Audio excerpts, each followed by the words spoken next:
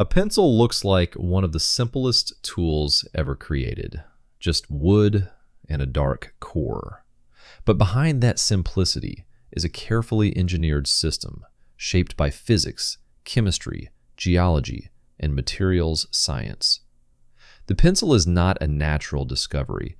It is a refined technology that has endured for centuries because the science behind it is remarkably effective.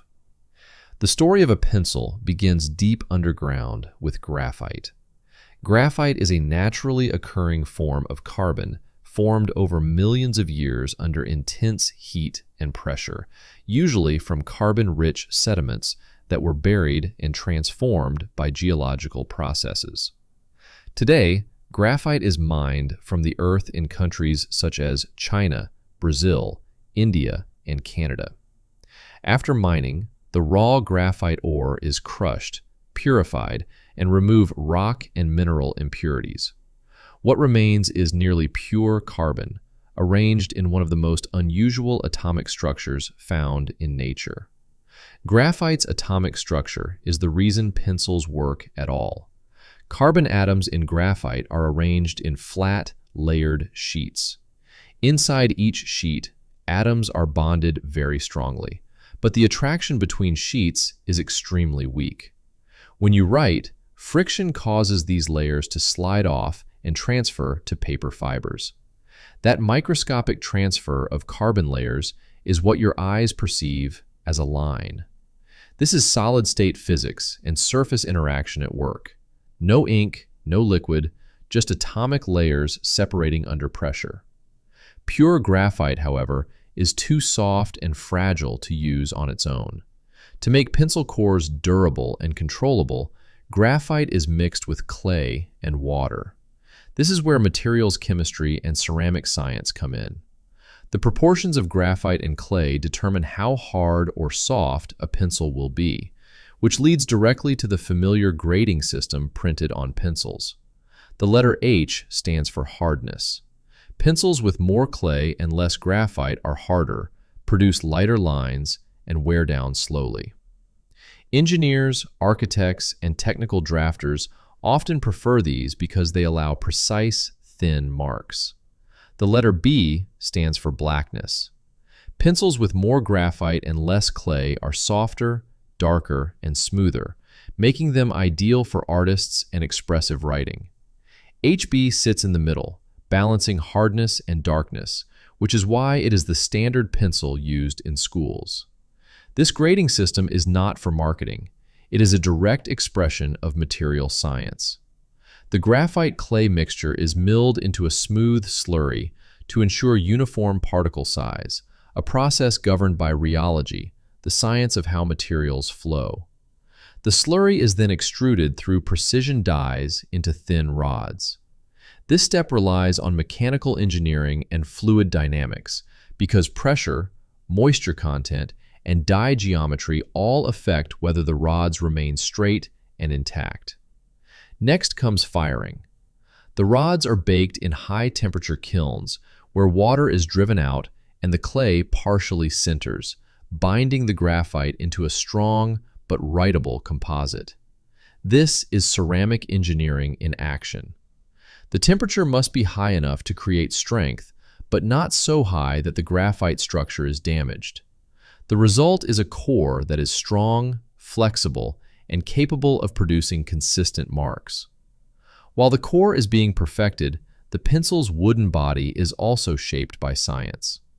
Most pencils are made from cedar or similar softwoods, chosen for their straight grain, predictable strength, and resistance to splintering. Wood science and botany matter here.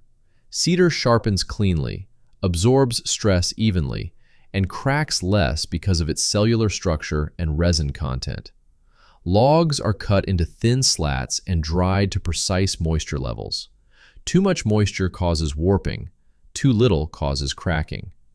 This drying process is governed by thermodynamics and moisture diffusion physics. Once stabilized, grooves are milled into the slats to hold the graphite rods. Adhesives, carefully engineered polymers, are applied to bond the core to the wood while allowing for slight expansion and contraction as humidity changes. Two slats are pressed together under controlled pressure, trapping the graphite inside. Mechanical engineering ensures alignment is exact, because even a small offset can weaken the pencil or cause breakage during sharpening. The bonded block is then shaped into its familiar form, which is often hexagonal. The hexagonal shape is deliberate. Flat sides increase grip friction and prevent the pencil from rolling, making it a simple but brilliant example of ergonomic engineering. The final stages introduce surface chemistry and coating science. Pencils are painted with multiple layers of lacquer to protect the wood from moisture and wear.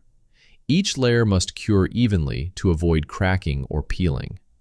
Lettering is added using heat-based or pressure-based transfer methods that rely on thermal physics and material adhesion. Some pencils include erasers, which introduce yet another branch of science. Erasers are made from synthetic rubber or vinyl polymers designed to attract graphite particles more strongly than paper fibers do. When you erase, the graphite lifts away while the paper remains mostly intact. The metal ferrule holding the eraser involves metallurgy and forming science, ensuring a tight grip without crushing the wood. What makes the pencil extraordinary is not any single step, but how many sciences quietly cooperate to create it. Geology provides the graphite.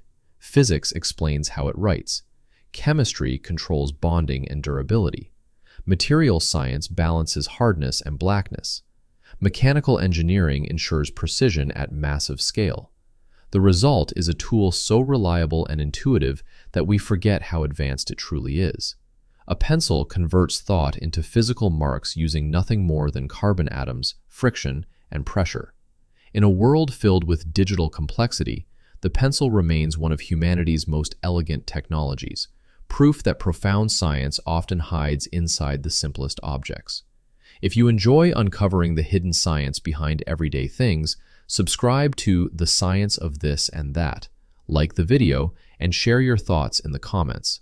Even the most ordinary objects have extraordinary stories and science behind them.